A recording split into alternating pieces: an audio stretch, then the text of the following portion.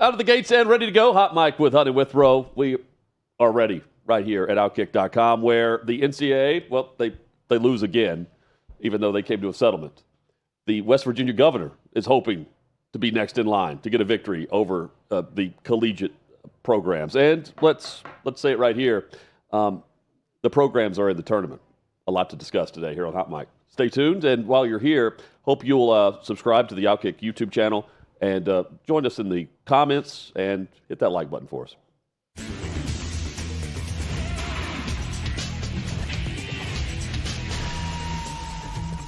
going to be a fast show today, just slammed today with some great guests on hand and a lot of perspective, including Governor Patrick Morrisey from West Virginia, who's pissed off for greatness. Can't wait for that. He's next in line for what is sure to be a long list of losses for the NCAA. Chad, if you want to sue the NCAA, now's a great time to do so. I can't hear West Virginia without thinking of the great John Denver. Every time that I hear the name West Virginia, I think about Country Roads, and I think about our friend John Denver, someone I wish we had interviewed. Yeah. He's dead, right? Yeah, he is. Okay, good.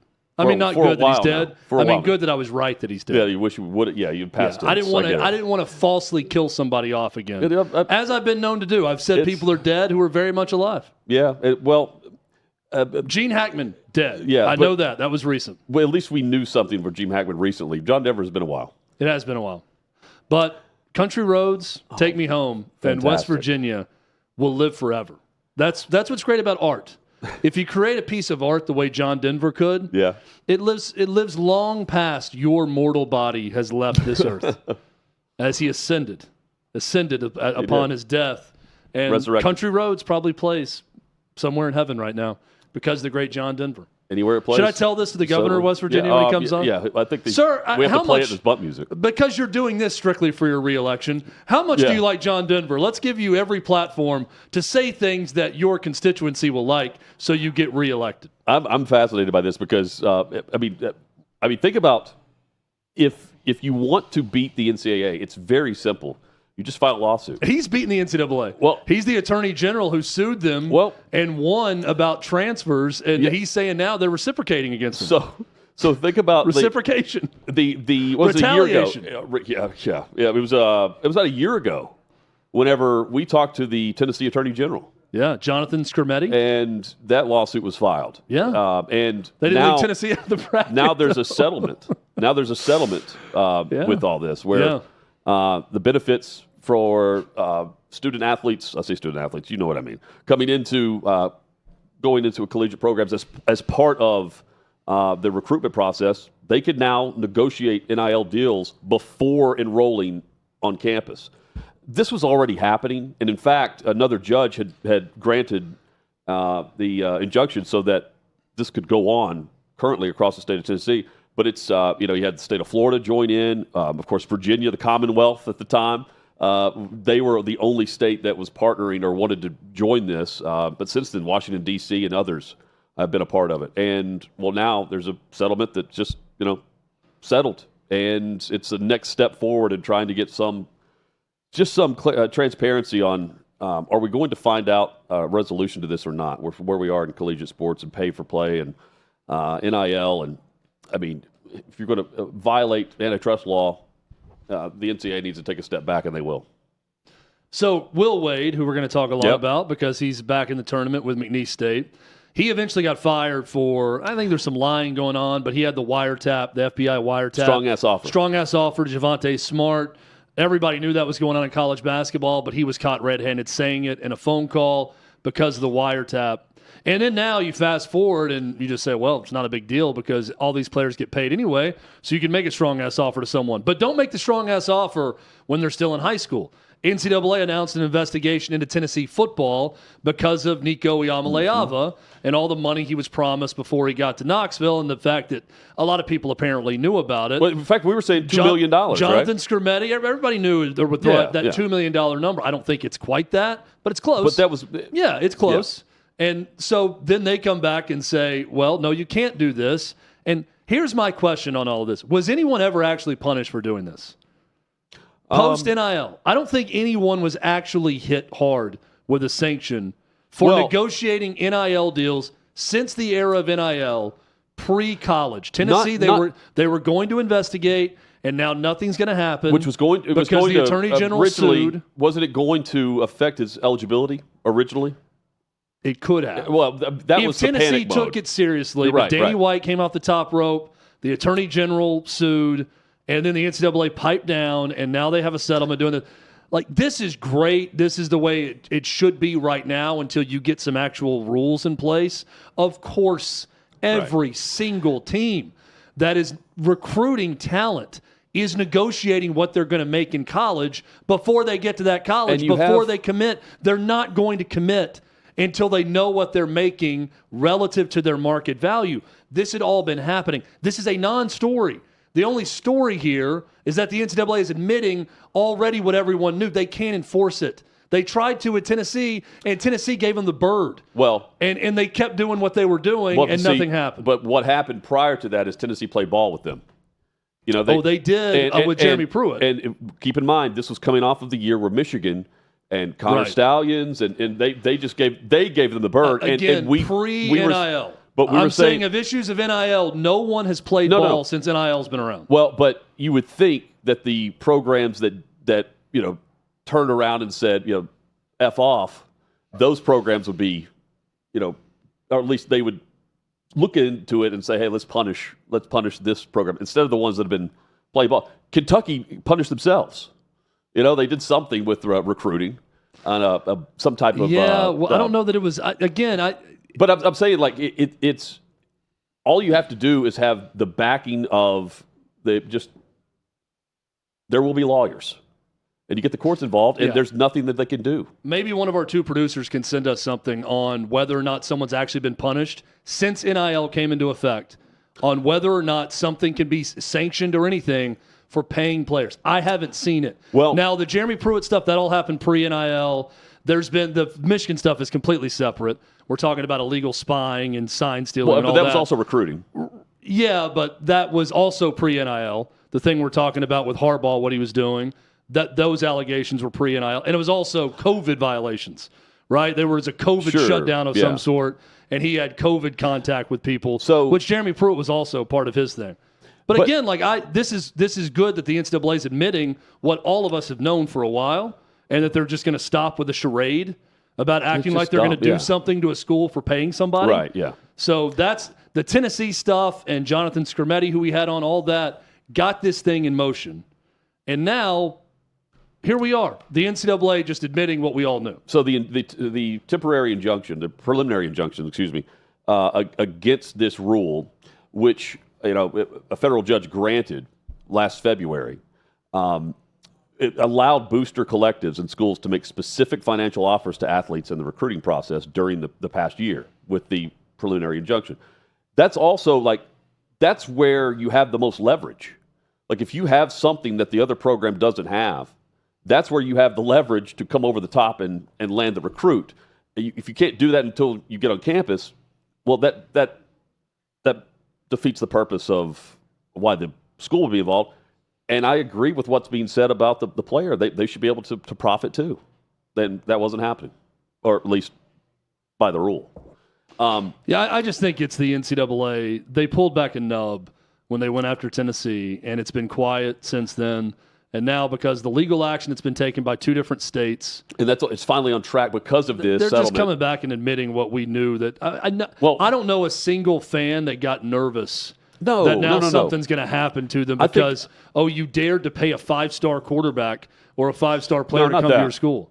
I think it's more about the fact that we have the settlement gets us closer to a rule change, which is coming this summer. Right. They can change the language now, which the NCAA's current rule says that only a third-party group can pay athletes for their NIL rights. But now they're going to have the cap and all these other things. We're finally seeing a next step forward with all of this. We're going to have former Duke and Baylor guard Jeremy Roach on tomorrow. Yeah. That is the genuine article of what NIL was intended to be. He is coming on to talk about RAID, pest remover. Still playing his last name, yeah.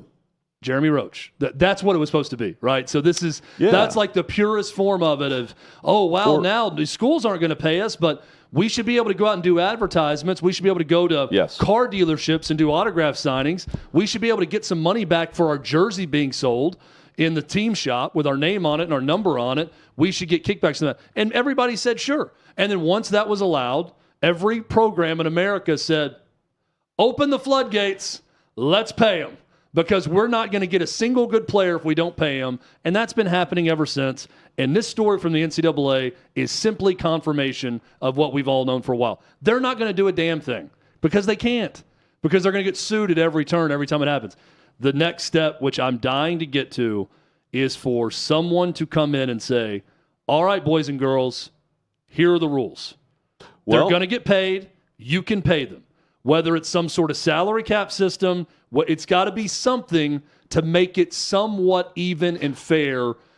It's never going to be fair for the big boys and the little boys, but for the major conferences, they want some level of fairness going along with it. We're close to this now because the states are involved in negotiations with the NCAA as part of the settlement. And you have a group of them now, and if it's going to take legislation, this is where it has to go. You know, it almost took this to get all the parties involved and have more states jump in because it ended up being, Tennessee, Washington, D.C., Florida, Virginia, and there was one other state, I believe, New York was also involved in this. Again, you have the states involved in negotiations with the NCAA, and that's a step forward towards, okay, can we all agree that we're not going to get sued if we put this in our new law, you know, our new rule moving forward. So, yeah, let's get this done. I know it's still a snail's pace, but it's a step. I'm not going to demean it. It's a step. So, but it's just a step of admitting what we all knew. So here's so we've got 2024 Kentucky vacated wins. I would also like to announce right now that I will not play in the NBA in my lifetime. That was a dream of mine as a child, and I'm marking it down right now. March 18th, 2025. I've finally called it quits, and I will not play in the NBA. Just in case anyone was curious if that was going to happen or not, it's not going to happen. That's what the NCAA is going to start announcing things like this. Guys, we've been sued at every turn, so I know you've all been wondering about it. I know why you were thinking, why have we not gone after and investigated Colorado yet or any of these other programs? It's because we're not going Instead, we're going to go after Kentucky because they'll vacate wins for separate rules violations with swimming and football, which was a 2024, and then Florida as well. See what they said here. Florida State got in trouble at the beginning of 2024. Michigan reaches settlement with NCAA for recruiting violations. So, like, the settlements mean what? Vacated wins? Okay. I thought Michigan won fair and square. Well, I mean, in Michigan, it's not anything to do with NIL for the most part with Connor Stallions, but they haven't been slapped with that yet. It's dumb. A lot of settlements there was multi-year investigations that came to a conclusion. I just don't know anyone that, other than the Tennessee thing when that was announced, where everyone was like, what? They're really going to do this? They're going to go after them? And then they didn't. So now the West Virginia governor's going after them. Governor Patrick Morrisey, who will join us later in today's show. Man of the people. Yeah, he's pissed off for greatness that West Virginia did not get into the NCAA tournament, and instead it was UNC. Last night, like many West Virginians, we sat down to watch the March Madness Selection Committee. Quite frankly, many of us were looking to see how WVU was going to be seeded in the tournament. Nearly every single sports fan, pundit, bracketologist, everyone had WVU as a shoo-in for the tournament. In fact, leading up to Selection Sunday, 111 out of the 111 bracketologists projected WVU to make the tournament. And for good reason. The selection committee for years has talked about the importance of quad one wins. Now, for those who don't know much about a quad one win, this is when you defeat a team ranked 1st through 75th. Obviously, it depends upon whether you're home, neutral site, or away. Well, West Virginia had 6 quad one wins. And that was combined with an undefeated record against quad 3 and quad 4 opponents. 3 wins against top 10 teams and the 24th toughest schedule in America. West Virginia deserved to be in the NCAA tournament. This was a miscarriage of justice and robbery at the highest levels. Now, who was the last team to get into the tournament? Ahead of the Mountaineers. That would be the University of North Carolina. Now, let's see how their resume stacks up. The Tar Heels went 1-12 in quad 1 games and even had a quad 3 loss. And we keep hearing about the importance of these quad 1 wins, but UNC couldn't even get more than one. They also had the 25th toughest schedule in America, right behind WVU. Now, here's something you may not know. UNC had representation in the room during the selection process. Let me repeat that. UNC had representation in the room during the selection process. Bubba Cunningham is the athletic director for UNC. He also happens to be the head of the tournament selection committee. Now, it's being reported by a number of outlets that Cunningham had a significant bonus incentive, at least $70,000 to get into the tournament, arguably more if they advanced, with more incentives on the way. And I want folks to let that sink in for just a minute. Of the 111 brackets that were projected pertaining to North Carolina, UNC was only in 27 of them. This stinks at the highest level. I mean, let's have him replace Lenardi there with the quad 1 win explanation. See, the thing with the quad 1 wins, the committee's telling us they didn't care about the quad 1 wins. Like year to year, they factor different things in. You know, the wins against the bubble or whatever they're doing now. And I've also thought about this, Chad. It's like, I mean, he's standing in front of a podium that says National Corrupt Athletic Association. So if they launch this investigation and they do find corruption, is he going to stand at the podium and say, you know what, West Virginia should rescind from the NCAA? We're no longer going to participate in the NCAA because of the corruption involved here. No, they're going to take the money. So, I mean, I'm curious why didn't Indiana get into the tournament if it's all about brand recognition? He sounded a lot like the Chief Saholic attorney. I absolutely agree. And the butt chugger attorney, had a child, and that speech pattern came out. It was like a very similar speech pattern. Dutch. He's on the goal line, and we were going to push it across into Dayton, and they didn't allow us. Fantastic. I can't wait to talk to this guy. I know, man. Later in the show. So good job getting him on the show. I've got lots of questions about a lot of this. By the way, I thought there was no North Carolina defenders left, but we posted Brando's video yesterday. Yeah. First response I got was from a guy named Joe Hull, who is a coach somewhere. He says, Tim Brando needs to do his homework. North Carolina has the best net ranking and BPI ranking and best last 10 games of all the last 4 in or out. One metric, quad 1, did put UNC in a bad spot, but Hutney says the quad 1 metric is fatally flawed. It wildly overvalues early season results. Cost-dominant Duke the top seed. Okay. He says because of early. So the quad 1 win metric, just winning or losing against good teams, that's flawed. Just play but the games. this guy will die on the hill of net and BPI being where it's at. Hey, they have the highest net ranking. We know that's not flawed at all, but that quad 1 system is flawed. And oh, by the way, North Carolina's best win came early in the season against UCLA.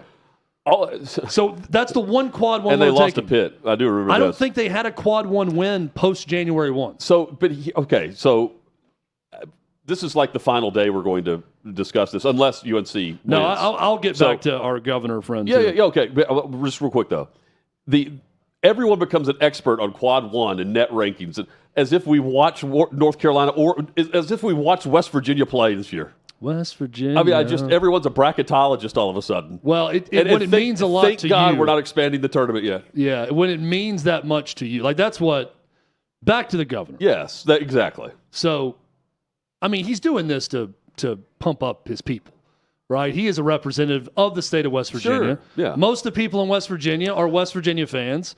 Okay. They're pissed off for greatness. They're outraged, right, about this. I don't know if they care enough like this. He's just feeding into it. I don't think they do to this level. But you get my point. Like, he's feeding the beast. Of course. Right? It's kind of WWE, like, I'm going to do this. I do want to ask him, like, did your attorney general accept your request to investigate? Right. I asked the AG to investigate. Well, are they going to do it? If there's corruption, what happens? Where's the investigation going? Yeah, do you leave the NCAA? Like, Yeah. what's the Also, next step? I mean, it is.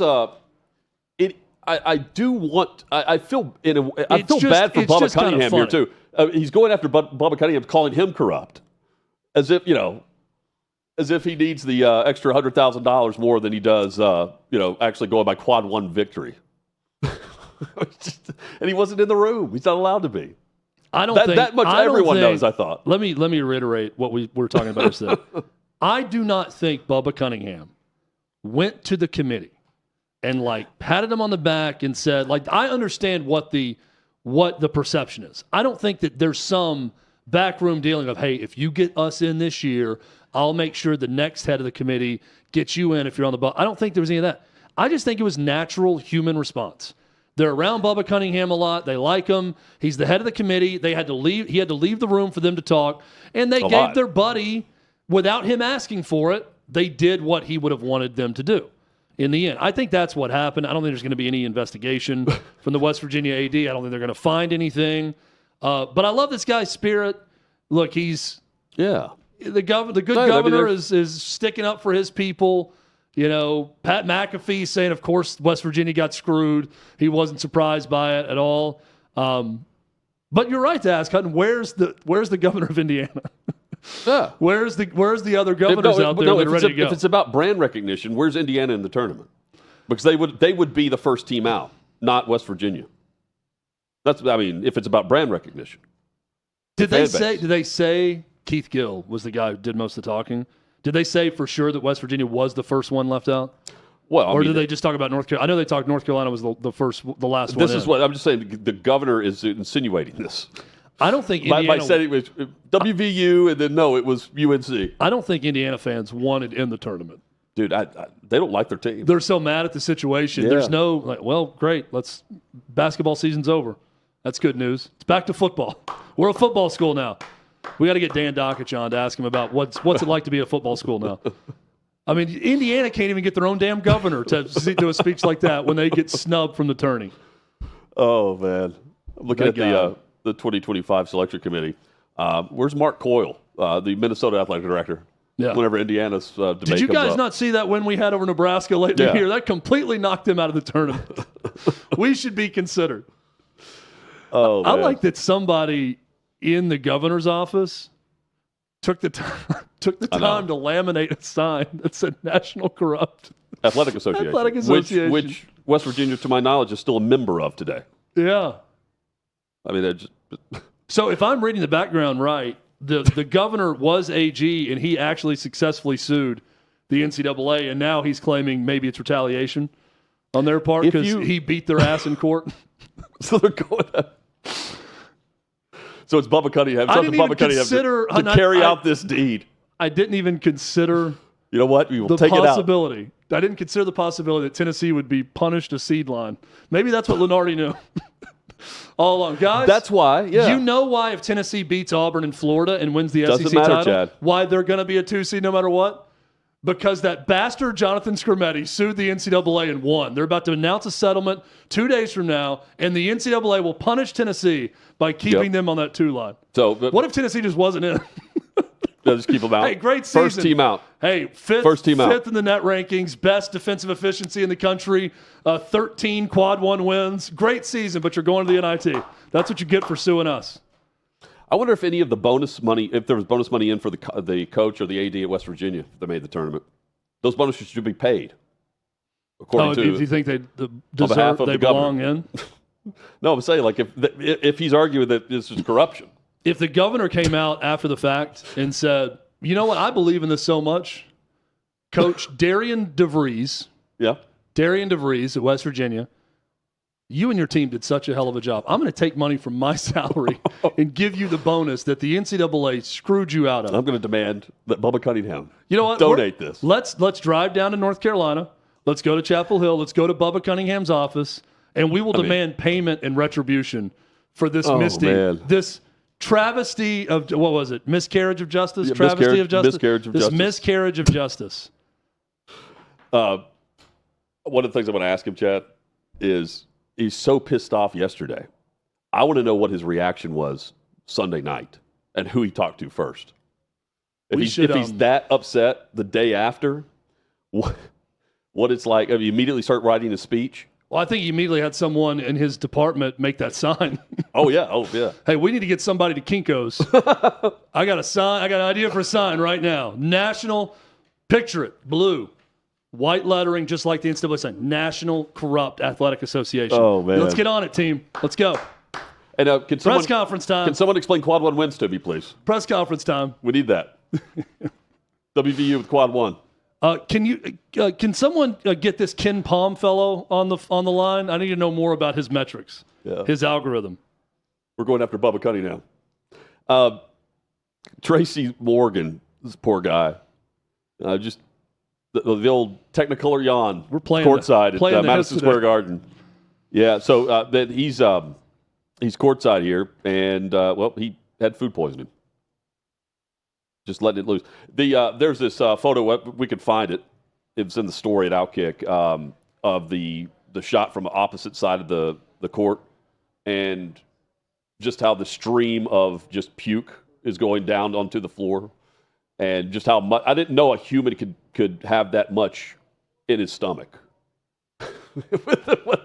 What he's just projecting. And I think he's someone who likes his food. The funniest Tracy Morgan. No, so he had funniest thing though about this photo is the girls next to him are like trying not to be splattered with Morgan. Well, they held it together. They're better looking than I at it like, oh god. I would have moved away. Kenny Albert's broadcasting right next to him. If that was happening and you smell it and then you see the splatter, I'm getting the hell away from there. I have a physical reaction. To any of this happening, I can't even look at the photo, but show it anyways. So funny. It's really bad. His buddy's trying to move back, but at the same time, hand on the. Go ahead, man. Just it's the blonde woman in the black, with her legs crossed, is just very politely looking away from the action. Courtside seats at Madison Square Garden. If I'm that girl, I'm getting up and walking away as this is taking place. The cleanest thing around him is the bottle, which is closest to him. Until that's cleaned up. You got Kenny Albert just trying not to look. Just the people around him are just hilarious. Tracy Morgan back at it. Man, what happened? He was in a car accident, right? Or he was in a limo and he got hit by a Walmart truck. And he was in serious condition. Well, I'm thrilled he's still around, so we can see that. We would have bodily functions are still clearly. We would have been robbed of that had that not happened. In all seriousness, I can't think of a worse place to have. Oh, you're right. To get that sick than courtside at MSG courtside seats. For a Knicks game when you're right there, and that had to come on fast. There was no running to a bathroom and getting out of there and having your buddies take you away. And here's our buddy Tracy checking in with us, telling us everything's okay. Look at him. People at the hospital treated him well. This is like the opposite. Said of it was just food crying poisoning. Jordan meme. This is going to be a new Knicks fan meme, like me watching the game with the Knicks playing when they're playing poorly. Josh Hart, who had a triple-double in this game, commenting, we hope everything's good with Tracy Morgan, avid lifetime Knicks fan, so prayers go out to him and his health and safety. I just see so many people posting me watching this Knicks game with this photo right here of Tracy Morgan. Thumbs up, hospitalized. The cell phone case with the Knicks logo. You could put your favorite team's logo. This could go across all teams. Whatever team you have, put your team's logo on that, and that's you watching the game when it's bad. This is some food poisoning, man. It came on quick, too. To be taken out in a wheelchair, too. And there was some people were saying he was bleeding from his nose. You think he was just covering his mouth, right? I think he was just covering his mouth and had stuff on the rag. I think, but I don't. Maybe he was bleeding from his nose. I hate that that happens. I fully believe Tracy Morgan that he had food poisoning or got sick, before the game. I hate that so many people are just going to automatically assume he was drunk or on something. That was the reaction by the girls next to him. Look at this guy. I think they were just I know being very polite. Shock and awe. They were being way nicer than I would have been. I also don't want people around me if I'm throwing up. No. I want everybody to scatter. If something ever happens and I start throwing up on this set, in this show. I'll take a break. The natural reaction that everyone should just cut the switches and everyone scatter. Just get out. We're going to go to the solo shot. Yeah. Go get somebody in management here to bring in a wheelchair, and I'll get wheeled out. If these doors are handicap accessible, I'll have someone wheel me out of here when I'm ready to drive. They'll dump me in my truck. Chad, and we will carry you out of here like Cleopatra if you need to. I'll crawl to the truck like Leo on Ludes in Wolf of Wall Street. Or you crawl back to third base like the Michigan Well, everyone's player. been sick enough where they need a wheelchair. They just didn't ask for one. Like if you've had a stomach bug, like if there's a wheelchair around and you were somewhere, Oh, yeah, I've been sick enough where you would want to have a wheelchair to get you I've somewhere. been sick enough where you would sort of lay on the bathroom floor to go to sleep. Yeah, and it's hard to get up and move anywhere. Yeah. So that's the state he was in at that point when he was wheeled out. Yeah, you want to be crawling like well, you don't want to be in this case. You would be crawling like Leo in Wolf of Wall Street, or like the Michigan baseball player who had to apologize for a cocaine-inspired triple celebration that he had. College baseball goes hard. We knew that. We knew that, and this is the hardest of celebrations. Still in third, going right to the line. He had the triple that he's going straight to the line. Yeah, well done, sir. I know his parents are proud. Yeah, he apologizes after this inspirational celebration. This is like the Charles Barkley ad. Like I didn't ask to be a role model. With his iCloud. This through college players. I'm not anyone's role model here. At least he wrote this. I know he wrote this based on how this is posted. Screenshot from his notes on his iPhone. I'd like to apologize for my actions on third base yesterday. I made an immature decision in the heat of the moment. The gesture I made does not reflect my character, the household I was raised in, or the Block M that I represent in any kind of way. I take full responsibility for what I did, and I'm truly sorry to all of those who have negatively impacted by doing this. Yes. Short but sweet. That will now become some type of gesture by all of college baseball. Yeah. The Tennessee Vols this will now be a team celebration for them based on their celebrations. Yeah. No celebration for South Alabama. Trey wrote about this at OutKick, but Dan Gavitt, who's one of the executive members of the NCAA, put out this statement. And the reason for this statement, as you can read it, is they had a member of they had a basketball team that they wanted to extend an invitation to for the NIT, and instead the Crown, this other basketball tournament that was going on in Vegas, of course they're recruiting the same type of teams, and initially this team said, oh, we're going to take the Crown invitation, and so NIT and Gavitt's group and the board of managers for the NIT, he turned around and went to South Alabama and said, hey, you want to come to the NIT? Yeah, I do. Cool. Can we tell our team? Yeah. Then they have to pick up the phone and call back to South Alabama because the team that wanted to go to the Crown decided, no, we're going to go to the NIT. We'll take the spot back. And so, you rip the postseason away from South Alabama. That sucks. It's handled very...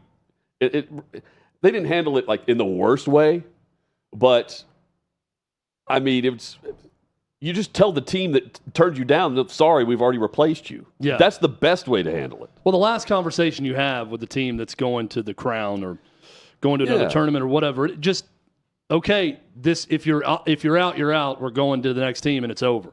Right. There should never be any lag room to come back and say, no, we thought better of it. We want to be there. No, we just had the conversation. We've already talked to South Alabama. You're out. Simple discussion.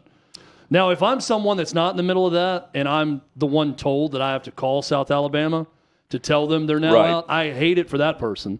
That's a very awkward, uncomfortable phone call to have if they, in fact, had nothing to do with it. So but this could have been handled a lot better. By the way, it was UC Riverside. From the beginning.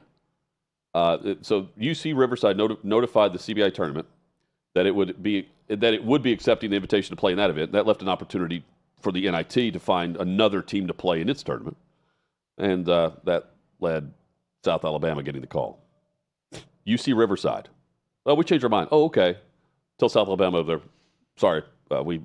We jumped the gun here. Yeah, it's not like it's Indiana that's coming to your tournament. No. It's UC Riverside. How about if I'm South Alabama, I'd say, well, you tell UC Riverside they're going somewhere else, and I've told our kids they're going to this game, this tournament. So no, we don't accept your phone call. There's several teams or programs that are going to the Crown instead of NIT, And then how about South Carolina and LSU just say no, we're not going to we're not coming to the NIT. Both received invitations. That was North Carolina a year ago. Did the same thing. They just turned it down. Yeah, that's Would right. not go to the NIT. I think Indiana. No, Indiana. Memphis. Maybe Memphis was another. There were some big programs that said no thanks, not going to do it. Yeah, kind of don't blame them. Just get to the offseason. North Carolina's whole thing this offseason is more NIL money. Speaking of NIL money, Davey does inform us Florida State is the one that we can find that had recruiting violations in the 22-23 calendar year and actually took some sort of penalty for it. No idea why. No idea why any team would do that. So they're still being punished. That just reflects poorly on Florida State, I think, for even agreeing to anything. Still being punished from the NCAA. I don't know what the punishment was, but they committed something after NIL came into effect. It wasn't vacating wins. Recruiting violations, and then actually submitted to. They did this. They didn't have to vacate wins. Guilty as charged. those couple of wins. John McClain joins us next. We'll discuss the top NFL headlines. Yeah, we'll vacate this last season. Yeah, we'll vacate the entire season. Yeah, it didn't happen. Also, this basketball season, we'll vacate that. Yeah. Leonard Hamilton's last year, we have elected to vacate this football and basketball season. What a terrible time to try to leave the ACC. The calendar year 24-25 didn't happen. We'll gear back up for fall 25. That's what we handed back to the NCAA.